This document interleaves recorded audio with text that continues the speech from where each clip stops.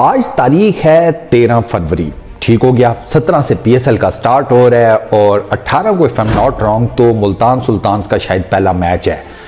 तो अब सीन ये है कि मुल्तान सुल्तान्स के लिए ना एक नहीं दो बुरी खबरें आ गई हैं। उनके जो दो मेन फास्ट बॉलर हैं दोनों पीएसएल से बाहर हो गए हैं, एहसान उल्लाह, रीस टॉपले।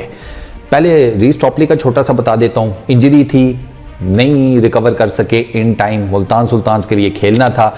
ईसीबी वालों ने हरी झंडी दिखा दी, उन्होंने कहा सॉरी हमारा प्लेयर जो है वो अनफिट है, ठीक नहीं हुआ, हम कुछ नहीं कर सकते, तो हम उसको एनओसी नहीं दे रहे। तो रीस टॉपली बाहर होगा पहला।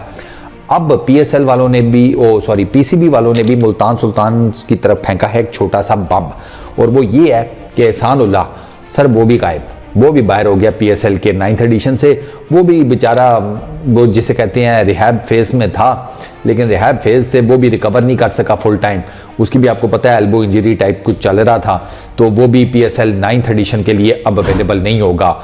तो मैं सोच रहा था कि मुल्तान सुल्तान्स के जो ओनर हैं अली तरीन भैया, आजकल हालात कुछ सेट चल नहीं रहे आपकी तरफ, है ना। खैर आपके पापा की तरफ भी नहीं चल रहे, पर छोड़ो पापा की आपके क्या बात करें, वो ज़रा फिर दूसरी तरफ चला जाएगा ना मामला, तो हम उस तरफ नहीं लेकर जाते। लेकिन तुम समझ रहे हो ना, समझ रहे हो ना, हाँ चलो क्रिकेट तक रहते हैं। अच्छा अब होगा क्या, अब रिप्लेसमेंट मोस्ट प्रोबेबली, लेकिन किसकी? रिजवान को अब अपन, उसके पास अब एक ही फास्ट बॉलर है, ठीक है, वो है अब्बास अफरीदी, जो पिछले साल टूर्नामेंट का सबसे हाईएस्ट विकेट टेकर था, लीडिंग विकेट टेकर था। लोग एहसान उल्लाह को समझते हैं, एहसान नहीं है, एहसान सेकंड नंबर पर था। ये काफ़ी लोगों को गलती हो जाती है। इवन मैं अभी कुछ वेबसाइट्स पढ़ रहा था तो वहाँ पर भी लिखा हुआ था एहसान उल्लाह लीडिंग विकेट टेकर, एहसान सेकंड लीडिंग विकेट टेकर था।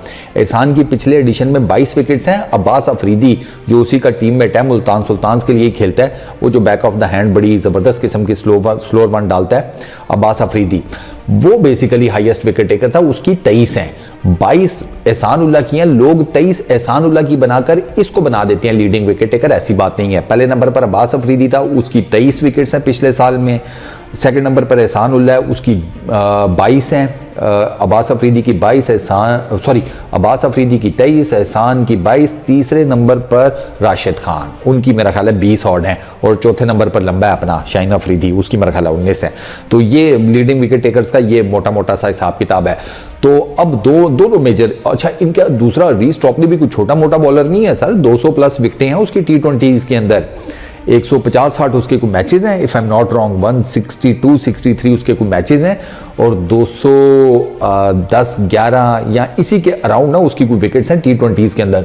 तो वो भी तगड़ा बॉलर है और पूरी दुनिया में वो लीग क्रिकेट खेलता है, बी दैट क्या उसको कहते हैं, BBL, IPL, वाइटलिटी ब्लास्ट, ये वो सारी लीग्स वगैरह खेलता है, तो वो तगड़ा बॉलर है वो भी। तो मुल्तान सुल्तान्स को डेफिनेटली वो जिसे कहते हैं ना डबल डेकर टाइप का धचका लगा है, ठीक है ना, वो बड़े वाली बस नहीं होती डबल डेकर, वो आके घुसे ना किसी गाड़ी में, तो उस टाइप का धचका लगा है मुल्तान सुल्तान्स को। अब उनके पास एक ही बॉलर रह गया, वो अब्बास अफरीदी है। अब वो बेचारा तनहा कितना कुछ वजन अपने कंधों पर उठा सकता है, ये मैटर करेगा। रिजवान के लिए भी कोई अच्छी खबर नहीं है, अब उसको मैनेज करने पड़ेंगे अपने बॉलर्स, स्पेशली फास्ट बॉलर्स। दो उसके मेजर जो है वो निकल गए हैं। तो मैं, अच्छा मजे की बात है, मैं बड़ा वो था, मैंने एहसान उल्लाह की ना वीडियोस कुछ देखी टिकटॉक के ऊपर, फेशियल करा रहा है सारा कुछ, मैंने कहा ये सही जा रहा है भाई। मुझे ये लगा कि वो भाई तैयारी शारी पकड़ है पीएसएल की, के फिट तो मैं हो गया हूँ, बॉलिंग कराऊंगा, मुंह भी जरा थोड़ा चमकीला आना चाहिए, 3600 कैमरे लगे होते हैं, तो जरा बंदे का कोई ना कोई तो एंगल अच्छा आना चाहिए ना, वैसे भी सिंगल है तो यू नेवर नो, इसी तरह ही पसंद भी आ जाते हैं लौंडे, कभी कभार किस्मत मेहरबान हो जाती है, और इसके ऊपर तो डबल मेहरबान होनी चाहिए। ये तो क्रिकेटर है इंटरनेशनल, चलो इतना ज़्यादा इंटरनेशनल क्रिकेट नहीं खेला हुआ, लेकिन एक हाउस होल्ड नेम तो बना हुआ है ना एहसान उल्लाह, तो उस चक्कर में वो बड़ा फेशियल करा रहा। अब मेरी किस्मत खराब कि उसने वो बार वो चादर सी नहीं डालते, वो शीट सी, और वो वो डाली भी थी, तो मुझे आइडिया नहीं हुआ कि इसका एल्बो अभी तक यूं ही है, मुझे लगा यूं हो गया होगा। हो जाती है गलती, इंसान हूँ यार, अब सुपरमैन थोड़ी हूँ कि पर्दे के अब पीछे से देख लूंगा या दीवार के पर्दे की तरफ देख लूंगा क्या चल रहा है। तो सामने जो आंख में नजर आया, मुझे लगा कि फेशियल करा रहा है भाई, लगता है सेट हो गया।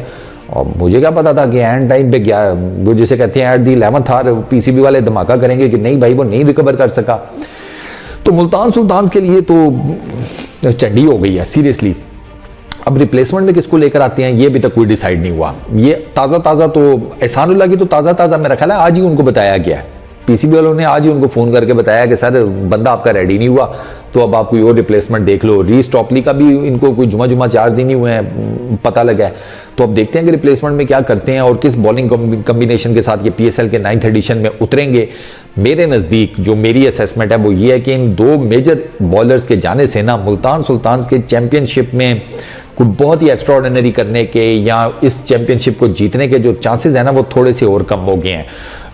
जो 2 टीम्स हैं मैं हमेशा उनका नाम लेता हूँ, एक लाहौर वाले दूसरे इस्लामाबाद वाले, वो अब मुझे और ज़्यादा तगड़े लगना शुरू हो गए हैं क्योंकि उनकी फुल फ्लेज किस्म की टीम्स हैं ना, बॉलर्स भी डाले हुए हैं, बैट्समैन भी डाले हुए हैं, ऑलराउंडर्स भी घुसेड़े हुए हैं। तो उन दोनों का ज़रा और हिसाब किताब है। मुल्तान सुल्तान्स का थोड़ा सा ना काम कच्चा हो गया है। अब देखते हैं क्या डिसाइड करते हैं, किसको लेकर आती है। अगर कोई अच्छी कोई उससे रिलेटेड कोई उम्मीद बांधी जा सकती है तो वो यही है कि उनके पास फिलहाल रिजवान तो कप्तान मौजूद है, तो शायद कप्तानी का कोई जादू चला ले अपना तबलीगी भाई, यू नेवर नो। वो आपको पता है कुदरत का निज़ाम, उसका कोई पता भी कोई नहीं चलता।